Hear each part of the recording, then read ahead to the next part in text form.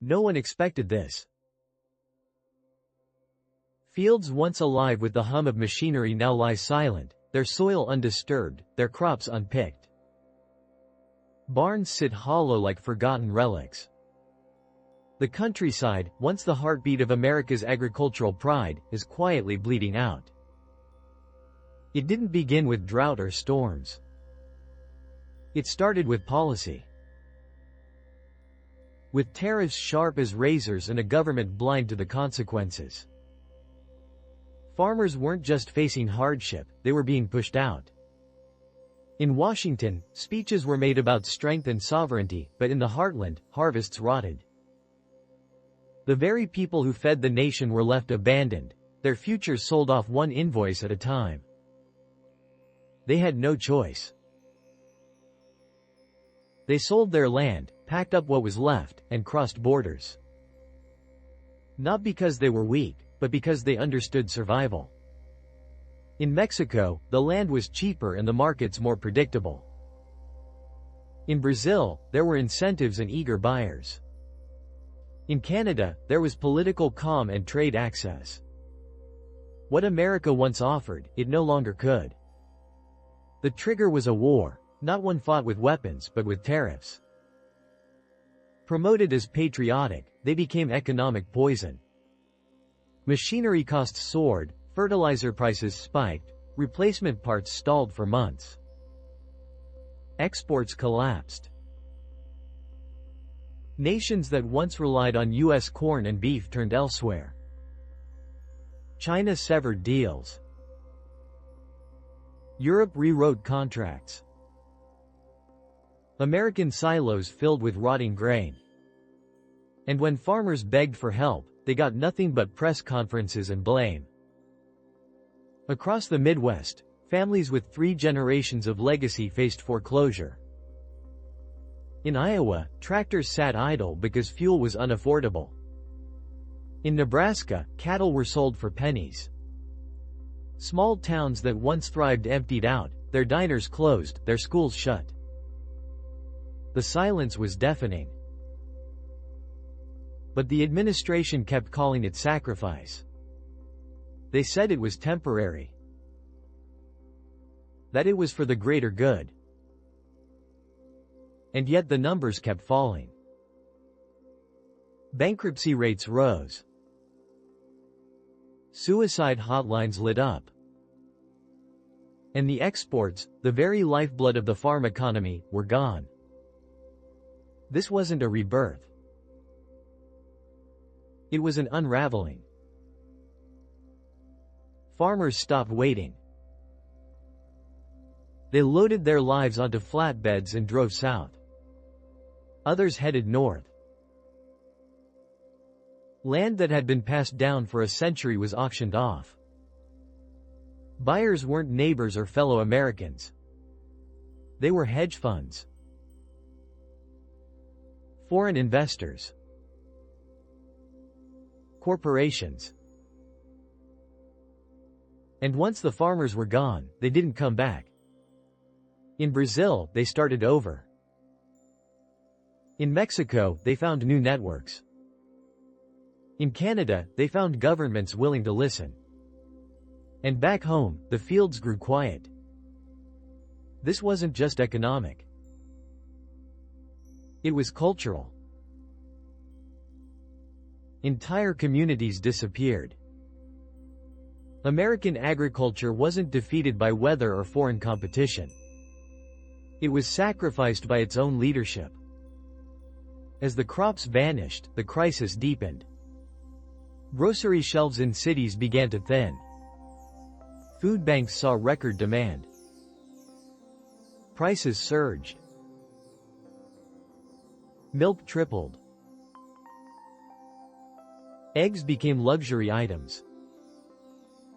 Children went hungry not from global shortages, but from domestic failure. Supply chains buckled. Trucks stopped rolling. Distributors couldn't source enough. And still, the speeches in Washington continued, disconnected and hollow. Farmers who stayed behind watched their equipment rust and their futures disintegrate. They weren't lazy. They weren't inefficient. They were trapped in a system that turned on them. Every tariff, every delay, every insult on television pushed another family out. What once was pride became bitterness. Then came the unrest. Quiet frustration gave way to protest. Convoys formed in the Midwest, not for celebration, but to demand justice.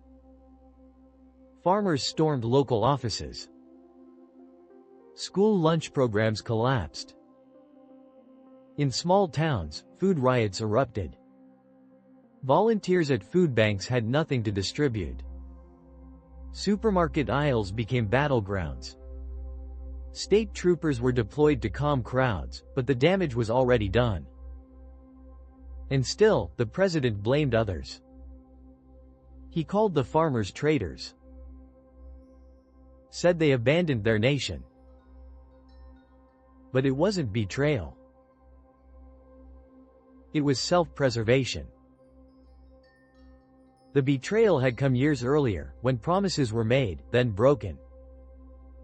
When markets were burned and communities left behind. This wasn't just about food. It was about trust. About leadership. And about what happens when a country turns its back on the very people who sustain it. The soil remains. The barns still stand. But the hands that once brought them to life are now gone, rebuilding elsewhere, thriving under different flags. And back in America, the shelves stay empty. The prices climb. The anger spreads. And the realization sets in, this isn't just a collapse of agriculture. It's the collapse of confidence. In leadership. In stability. In the future. What followed was not just economic fallout. It was political fracture. In the months after the farming exodus, trust in the federal government hit historic lows. Rural voters, once a reliable bloc, turned from disillusionment to outrage. They no longer saw Washington as indifferent, they saw it as hostile. And in town halls across America, a dangerous question began to echo. If the government won't protect us, why should we follow it? States began to act alone. Governors declared food emergencies. Some defied federal guidelines on supply distribution. Others opened independent trade talks with foreign partners, bypassing D.C. entirely. Texas moved to subsidize its remaining farmers through state reserves. Florida attempted to source fruit and grain directly from Latin America. California, long the agricultural titan of the West, passed emergency measures to nationalize struggling farms. But none of it was enough. The system had been too centralized, too dependent on national logistics, on federal trade routes, on one currency, one border, one voice. Without coordination, the states began to splinter, not legally, but practically. Interstate commerce slowed. States accused each other of hoarding.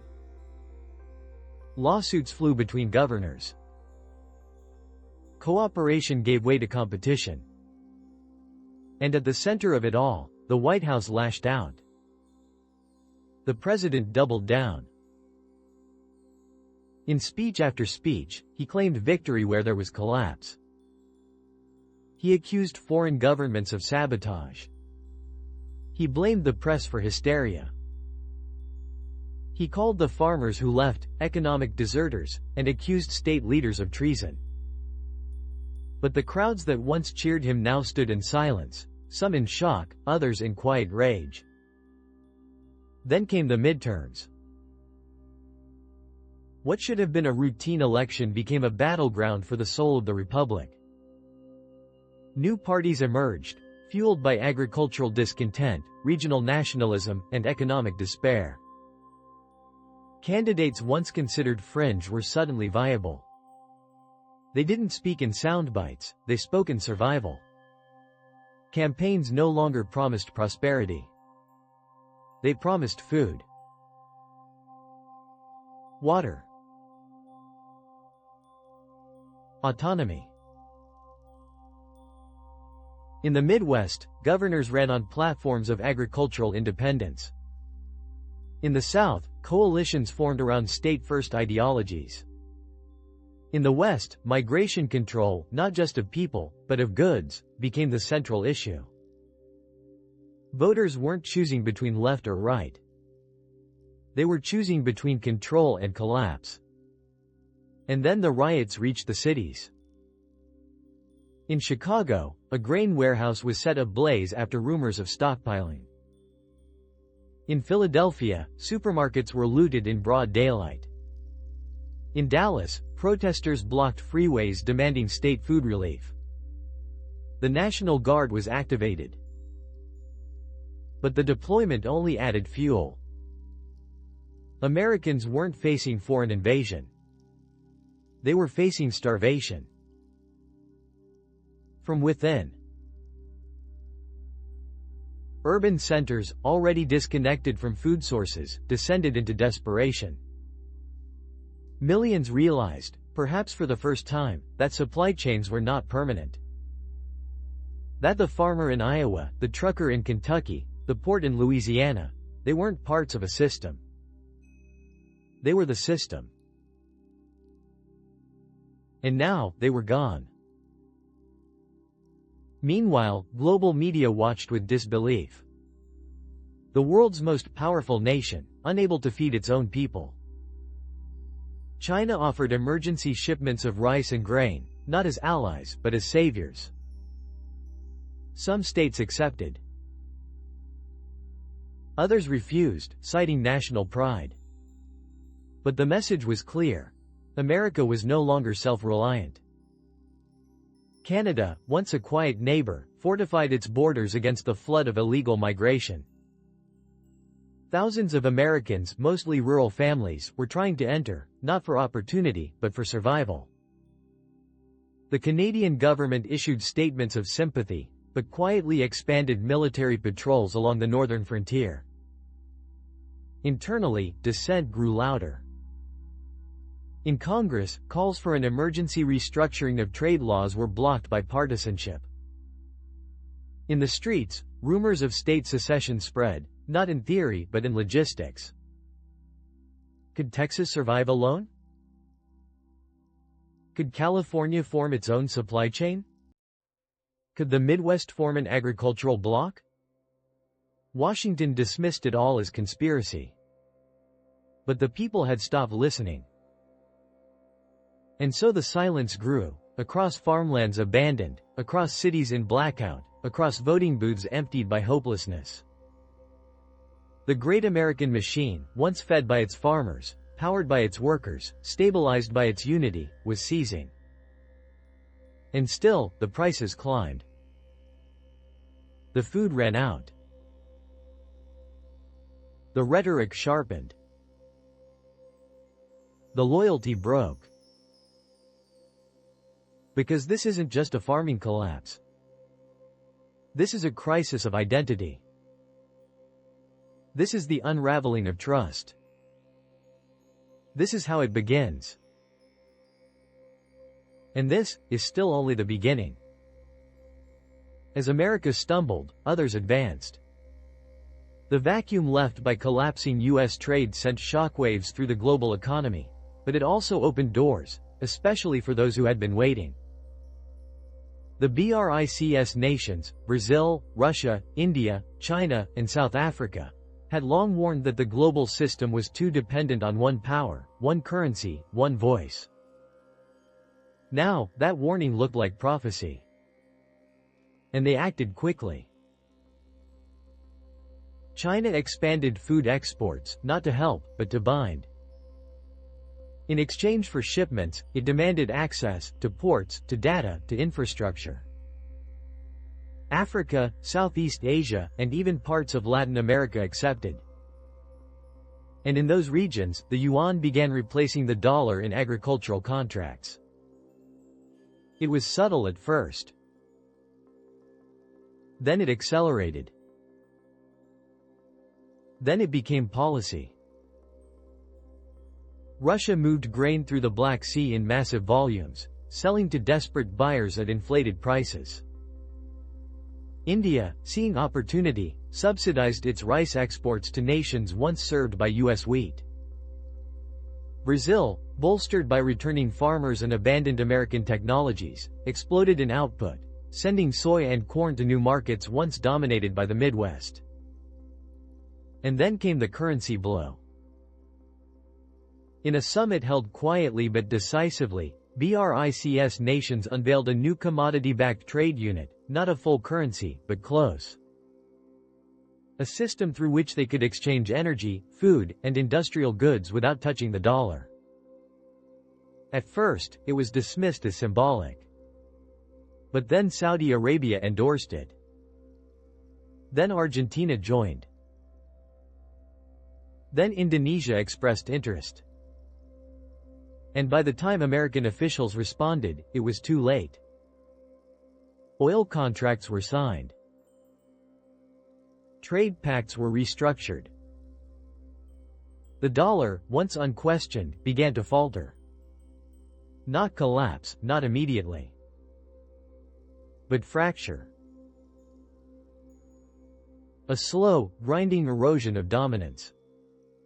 Inside the U.S., few noticed. Their focus was still survival. But economists saw it. Central banks began to diversify. Foreign debt holders looked uneasy. And in backroom meetings, allies questioned whether America could still lead. Or whether it was time to look elsewhere. This wasn't a war fought with tanks. It was a shift measured in contracts, in exports, in silent flights of capital. The world wasn't attacking the U.S., it was moving on without it. And still, the crisis at home deepened. With the dollar weakening, imports surged in price. Electronics, medicines, even basic goods became luxuries. Inflation returned. Interest rates climbed. Small businesses collapsed under the weight of costs they couldn't forecast. And the federal government, already paralyzed by political division, was unable to mount a coherent response. Foreign investors pulled back. Defense budgets shrank. Overseas bases closed. Embassies went dark. The image of the United States, once a symbol of abundance and order, became blurred. In schools, children asked why the shelves were still empty. Why their lunches were smaller. Why mom and dad were always worried. And in living rooms across the country, a quiet, shameful truth settled in. The world no longer relied on America. And America no longer fed itself. And yet, even in this decline, denial persisted. Officials gave interviews insisting recovery was near. That resilience would win. That farmers would return. That markets would reopen. But no plan came. No reversal was enacted. No reckoning occurred. And in the absence of clarity, conspiracy filled the void. Was this sabotage? Was this intentional? Had the global elite orchestrated collapse to rebuild the world order in their image? No one had answers. But the doubt lingered. In parts of the country, local militias rose, claiming to protect food routes, or communities, or traditions. In others, socialist networks formed, redistributing what little remained. It wasn't unity. It was fragmentation. The United States wasn't dissolving in one dramatic moment. It was splintering from within, one piece at a time. And far away, in Beijing, in Delhi, in Sao Paulo, analysts watched, measured, and recalibrated. The unipolar world had cracked. What replaced it wouldn't be orderly. It wouldn't be peaceful. But it would be different. And for the first time in a century, it wouldn't revolve around Washington. All because of one overlooked, underestimated, and deeply misunderstood truth. A nation's strength is not its military. It's not its media. It's not even its wealth. It's its ability to feed itself. And when that collapses, everything else follows. This is the new world, born not in war, but in silence. And this is still only the beginning.